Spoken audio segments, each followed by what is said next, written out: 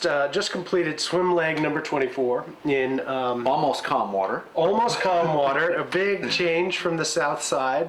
Glad to be in Edgartown Harbor, and the weather wasn't ideal, but I'd take this over swell and my SEAL friends who are nice enough to accompany me the entire South Shore. But I'm joined right now by a man that I admire tremendously. Vice versa. Well, thank you. Thank you. Tom Wallace is not only one of my people, a proud dyslexic, he's also one of my most enthusiastic sponsors. Wallace and Company, a real estate firm here in Edgartown. And I can't tell you what it meant to me when you decided to sponsor me so early on and come in at such a significant level, because that gave a lot of validation to this proposal early on, and so I thank you for that.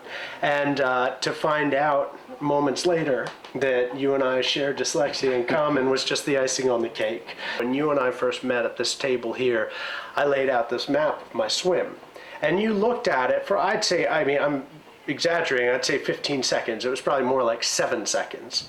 And you grasped exactly what I was doing, and you said, great, so what I think you should do is you should meet these people over here, blah, blah, blah, blah, blah, blah. And you created this futuristic montage of what my swim was going to look like in literally seconds, which is very much one of the cognitive strengths associated with dyslexia. And I knew at that moment that I had fallen in the right camp. I was like, okay, now I'm all set now. I had the advantage of maybe looking at it for 7 seconds, but I have been studying this coastline for about 38 years. Okay. And the relationships associated with it. Okay, but, all right, fair enough. But you offer an unusual vantage point or perspective, since there's not many of us who have swam the complete circumference of the Vineyard. That's right, that's right.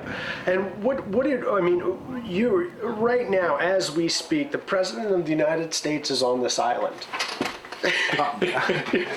Yes. Don't say anything. Don't say it's supposed to be down low. But no, and this president and previous presidents have utilized Wallace and Company as their local conduit for housing and coordinated efforts.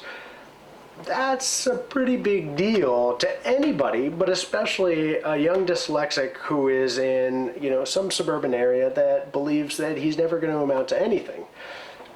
Do you understand the magnitude, and how would you say that, beyond just serendipity and being in the right place at the right time, clearly you've delivered a quality of service that has got repeat administrations coming to your doorstep. That's a big deal.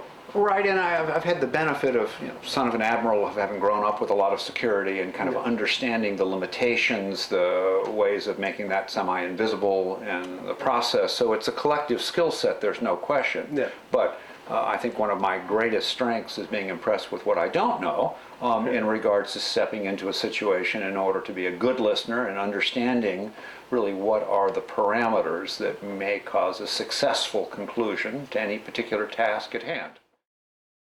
And I think being in the real estate business and interacting with people from every walk of life, different countries, different background, different circumstances, I think the understanding of, I'll use the term social intelligence, not what you're saying, but getting a sense of what's being interpreted by someone who's listening.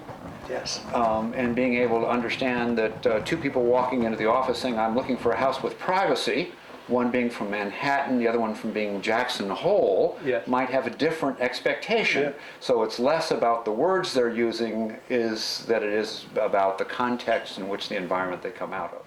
I think with modern day challenges, it's oftentimes that a task being handed out is not being handed out for one person to go simply do an assignment, but the group dynamics of what a group collectively can solve, put together, make happen. Yeah. And therefore, I think from a dyslexic perspective, that group interaction is something that I think inherently we have a strength with.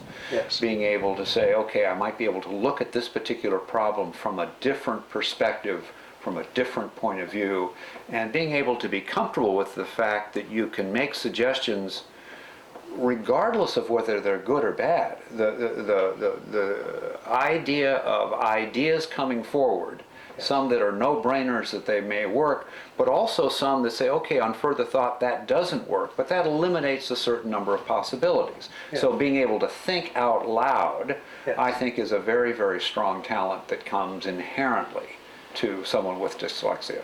And there is a strength there.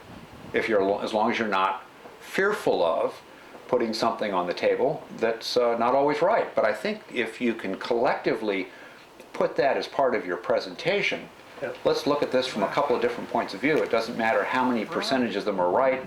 No one solves the mathematical equation the first time, or no one invents something without trial and error. Being really, really comfortable with both the trial and the error, I think, is part of what allows one to advance.